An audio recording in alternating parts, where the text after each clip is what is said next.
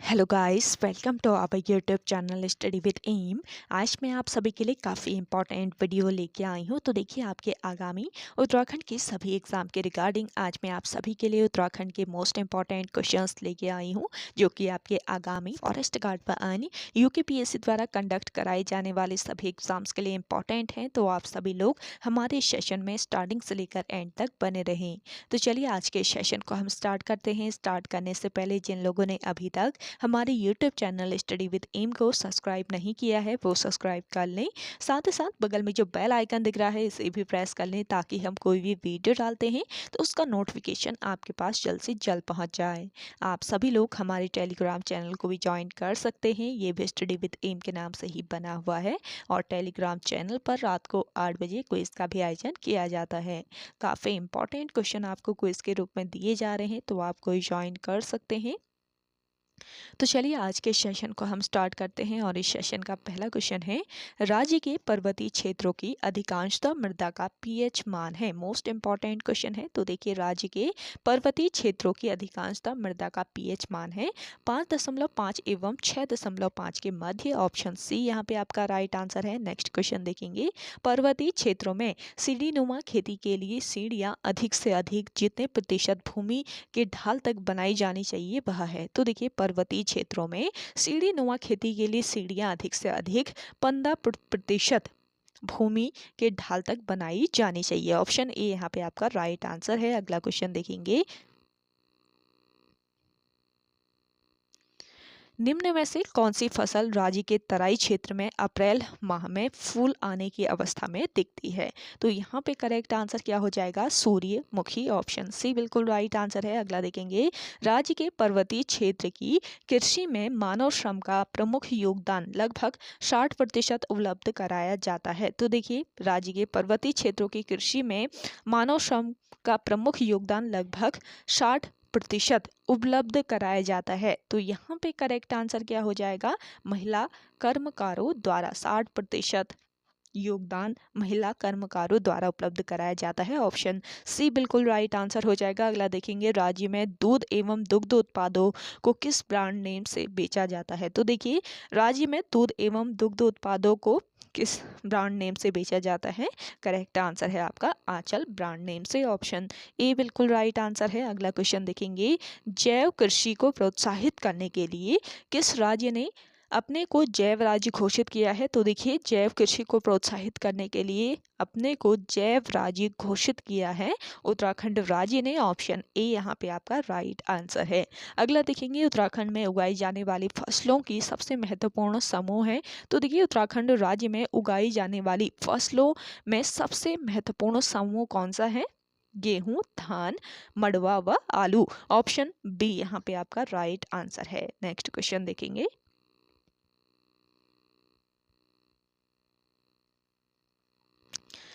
कथन ए दिया हुआ है। देखिए, गढ़वाल में सीढ़ीदार कृषि पारिस्थितिकी है। कारण आर है, यह पहाड़ी ढालों पर भूमि तथा जल संरक्षण का समुचित उपाय है। तो कूट की सहायता से करेक्ट आंसर बताना है। तो यहाँ पे आपका करेक्ट आंसर हो जाएगा, ए तथा आर दोनों सही हैं तथा आर ए की सही व्याख्या है। तो ऑप्शन ए बिल्कुल राइट आंसर है आपका यहाँ पे। अगला देखेंगे, Guinness book of world records में अल्मोड़ा दर्ज है। 6.6 मीटर ऊंचाई का एक पौधा उगाने के लिए जो था, तो कौन सा ये पौधा था ये बताना है। तो करेक्ट आंसर है आपका मिर्च का पौधा। Guinness book of world record में अल्मोड़ा दर्ज है। 6.6 मीटर ऊंचाई का एक पौधा उगाने के लिए जो कौन सा पौधा था? मिर्च का पौधा था। नेक्स्ट क्वेश्चन देखें,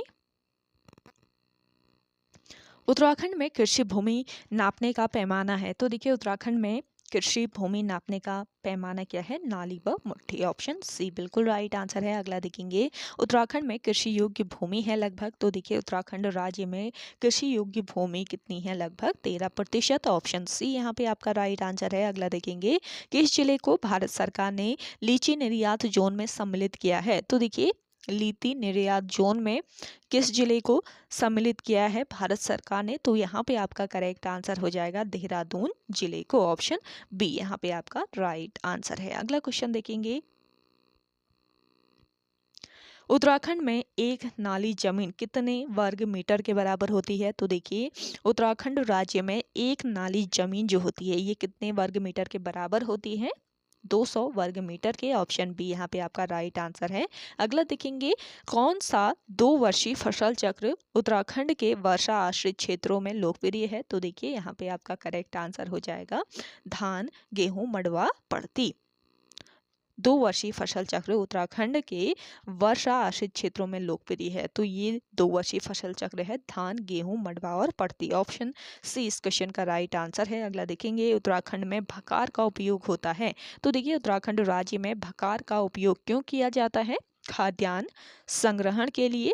तो यहाँ पे आपका राइट आंसर हो जाएगा ऑप्शन सी, खाद्यान्न संग्रह हेतु। इंपॉर्टेंट क्वेश्चन है। अगला देखेंगे, मेथा फसल की रोपाई का समय है। तो देखिए मेथा फसल की रोपाई का समय बताना है। तो करेक्ट आंसर हो जाएगा आपका क्या? 15 से 30 जनवरी। ऑप्शन डी यहाँ पे आपका राइट आंसर है। अगला देखेंगे, ऊपरी गंगा नहर का उद्भव स्थान है। देखिए ऊपरी गंगा नहर का उद्भव कहाँ से होता है?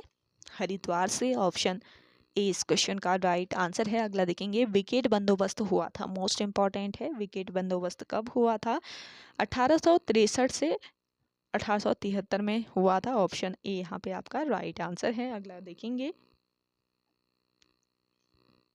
राज्य में उत्पादित मडवा, जिसे कोंदा भी कहा जाता है, अनाज का निर्यात किया जाता है। तो देखिए राज्य में उत्पादित मडवा या फिर कोदा अनाज का निर्यात किया जाता है। तो करेक्ट आंसर है यहाँ पे आपका जापान को।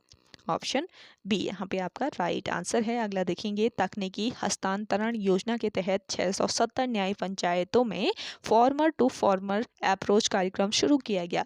तो देखिए तकनीकी हस्तांतरण योजना के तहत 670 न्याय पंचायतों में फार्मर टू फार्मर्स अप्रोच कार्यक्रम शुरू किया गया। कब किया गया ये बताना है। तो करेक्ट आंसर है आपका 2005-6 में। ऑप्शन डी इस क्वेश्चन का राइट आंसर है। अगला देखेंगे, राज्य में चाय की खेती को 1824 ईस्वी में सर्वप्रथम शुरू कराया था। तो देखिए राज्य में चाय की खेती को वर्ष 1824 ईस्वी में सर्वप्रथम किसने शुरू कराया था? तो करेक्ट आंसर है आपका बिशप हेबर ने। ऑप्शन ए बिल्कुल राइट आंसर है। अगला देखेंगे, राज्य में व्यापक स्तर पर चाय की खेती को 1835 ईस्वी में प्रोत्साहित किया। तो देखिए राज्य में व्यापक स्तर पर चाय की खेती को 1835 ईस्वी में किसने प्रोत्साहित किया था? तो राइट आंसर है आपका डॉक्टर रॉयले ने। ऑप्शन ए इस क्वेश्चन का राइट आंसर है। अगला देखेंगे, राज्य में सर्वाधिक क्षेत्रफल पर खेती की जाने वाली 2 फसलें हैं। कौन कौन सी ये 2 फसलें हैं?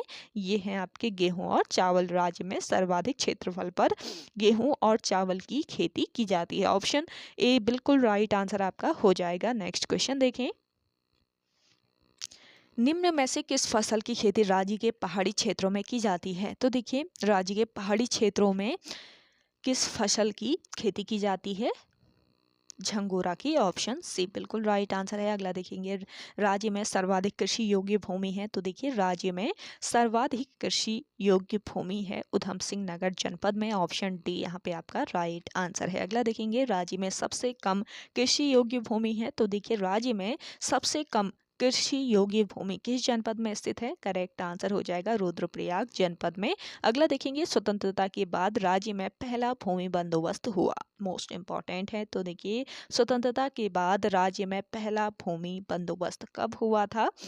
वर्ष 1960 से लेकर 64 में। ऑप्शन सी यहाँ पे आपका राइट आंसर है। अगला देखेंगे, राज्य में ज्वालामुखी प्रकार की मृदा पाई जाती है। तो देखिए राज्य में ज्वालामुखी प्रकार की मृदा पाई जाती है। कहाँ पर, किस जनपद में, ये बताना है। तो ये जनपद है आपका नैनीताल, जहाँ पर ज्वालामुखी प्रकार की मृदा पाई जाती है। अगला देखेंगे, निम्न में कौन दलहन नहीं है? तो देखिए इनमें से दलहन नहीं है आपका रागी। ऑप्शन डी यहाँ पे आपका राइट आंसर है। अगला क्वेश्चन देखेंगे, राज्य के पर्वतीय क्षेत्रों में सिंचाई की सुविधा के अनुसार कृषि भूमि को 3 प्रकारों में बांटा जाता है। निम्न में से कौन उन तीनों प्रकारों में सम्मिलित नहीं है? तो यहाँ पे आपका राइट आंसर क्या हो जाएगा? नम भूमि। देखिए 3 प्रकारों में तालाब, उपराऊ और इजरान शामिल है, लेकिन नम भूमि नहीं है। तो ऑप्शन डी बिल्कुल करेक्ट आंसर है। अगला देखेंगे, जब भूमि अधिक ढालू होती है तो सीढ़ीदार विधि से खेती की जाती है। इन खेतों में जुताई की जाती है। तो देखिए इन खेतों में जुताई आड़ी से आड़ी तरीके से की जाती है। ऑप्शन बी यहाँ पे आपका राइट आंसर है। अगला देखेंगे, राज्य में सर्वप्रथम किस औषधि पौधे की खेती शुरू की गई? तो देखिए राज्य में सर्वप्रथम किस औषधि पौधे की खेती शुरू की गई? करेक्ट आंसर है आपका बेलाडोना की। ऑप्शन बी बिल्कुल राइट आंसर है। अगला देखेंगे, राज्य में जिरेनियम की खेती की जाती है। जिरेनियम का मुख्य उत्पाद है, देखिए जिरेनियम का मुख्य उत्पाद क्या है इनमें से?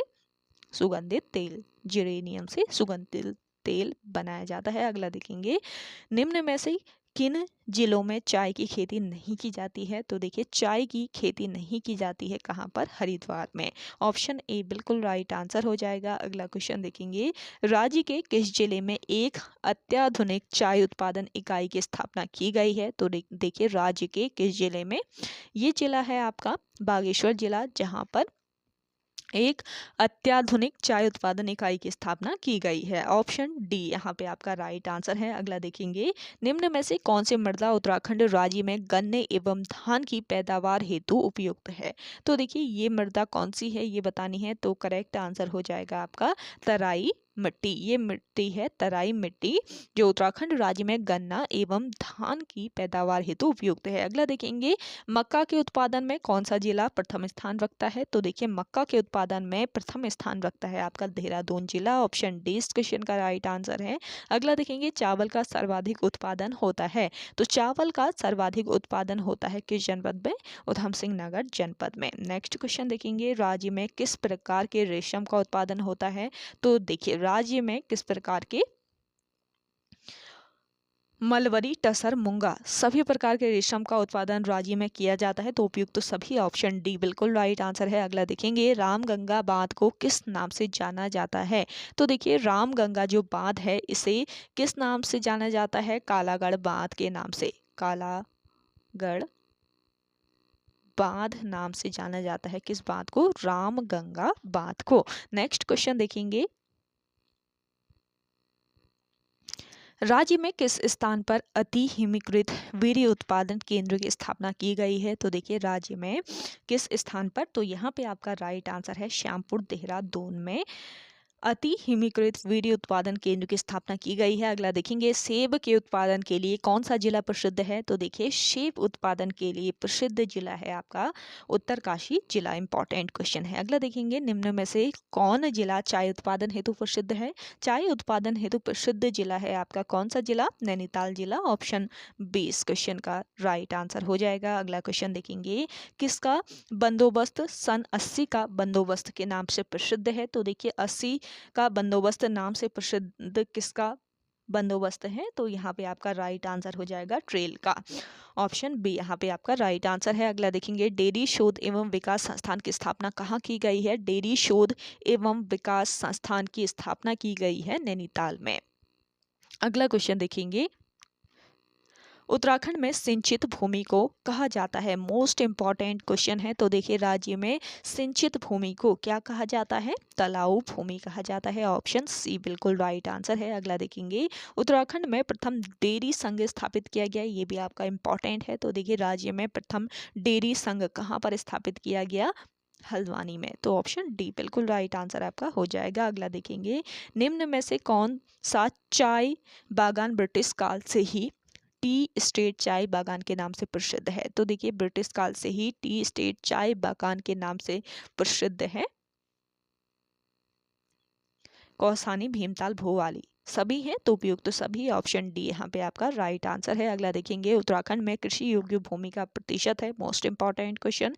तो देखिए उत्तराखंड राज्य में कृषि योग्य भूमि का प्रतिशत बताना है तो आपको याद रखना है 13% यहाँ पे कृषि योग्य भूमि है उत्तराखंड राज्य में। अगला क्वेश्चन देखेंगे, निम्न में से कौन सी मृदा गन्ने व धान की पैदावार हेतु उपयुक्त है? तो देखिए गन्ने व धान की पैदावार हेतु उपयुक्त मृदा है आपकी कौन सी मृदा? तराई मिट्टी। ऑप्शन डी इस क्वेश्चन का राइट आंसर है। अगला देखेंगे, गन्ने का सर्वाधिक उत्पादन निम्न में से किस जिले में होता है? गन्ने का सर्वाधिक उत्पादन किया जाता है उधम सिंह नगर में। ऑप्शन सी यहाँ पे आपका राइट आंसर है। अगला देखेंगे, राज्य में अंग्रेजों द्वारा निर्मित नहर है। तो देखिए राज्य में अंग्रेजों के द्वारा निर्मित नहर कौन सी नहर है? ये है आपकी ऊपरी गंगा नहर।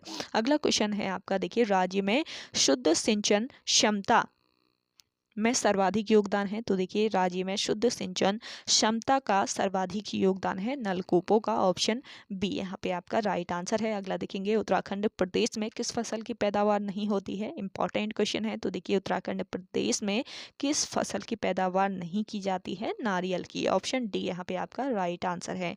अगला देखेंगे ग्रामीण उत्तराखंड में मुट्ठी शब्द निम्नलिखित में से किसकी पैमाइश के लिए प्रयुक्त होता है? तो देखिए उत्तराखंड में मुट्ठी शब्द जो है ये किसकी पैमाइश के लिए, भूमि की पैमाइश के लिए प्रयुक्त होता है, ऑप्शन बी यहाँ पे आपका राइट आंसर है। अगला क्वेश्चन देखेंगे, अगला है आपका उत्तराखंड में भकार शब्द का प्रयोग होता है? तो देखिए भकार शब्द का प्रयोग होता है खाद्यान्नों के भंडारण हेतु, ऑप्शन सी यहाँ पे आपका राइट आंसर है। अगला देखेंगे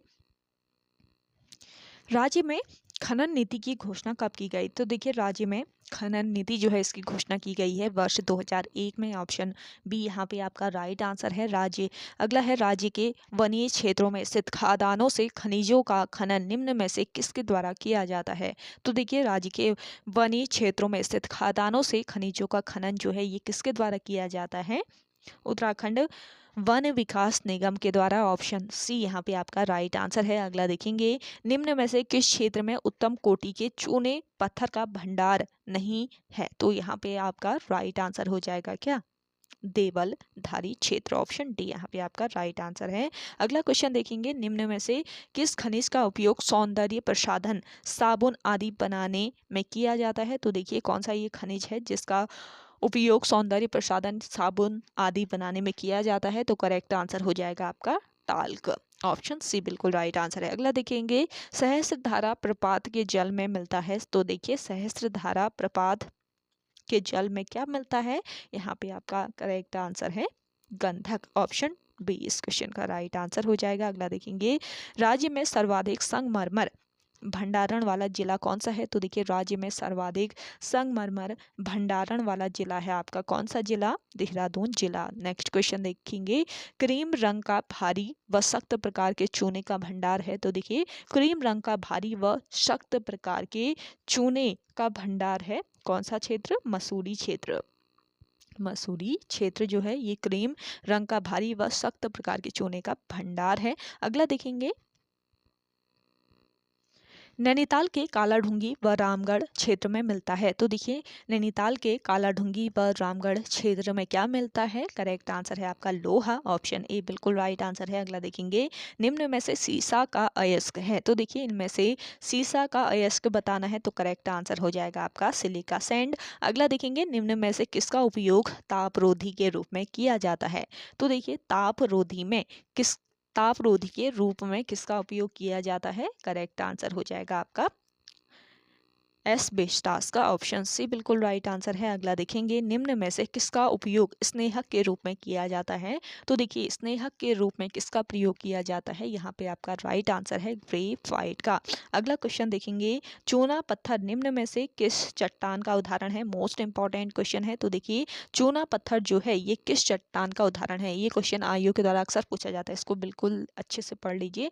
तो यहाँ पे आपका करेक्ट आंसर हो जाएगा रूपांतरित चट्टान का। चूना पत्थर जो है ये रूपांतरित चट्टान का उदाहरण है तो ऑप्शन सी बिल्कुल करेक्ट आंसर हो जाएगा। नेक्स्ट क्वेश्चन देखेंगे इनमें से कौन सा खनिज उत्तराखंड में पाया जाता है? तो देखिए इनमें से कौन सा खनिज है जो कि उत्तराखंड राज्य में पाया जाता है? ये खनिज है आपका चूना पत्थर, जिप्सम, ग्रेफाइट, सभी हैं तो ये सभी ऑप्शन डी यहाँ पे आपका राइट आंसर है। तो ओके गाइज आज के सेशन में इतना ही। आई होप आप सभी को आज का ये सेशन काफ़ी पसंद आया होगा। अगर आप सभी को आज का ये सेशन पसंद आता है तो इस सेशन को लाइक कीजिएगा, शेयर कीजिए। जिन लोगों ने अभी भी हमारे YouTube channel study with M को सब्सक्राइब नहीं किया है वो सब्सक्राइब कर लीजिए। चलिए मिलते हैं एक नेक्स्ट इंटरेस्टिंग वीडियोज़ के साथ, तब तक के लिए धन्यवाद।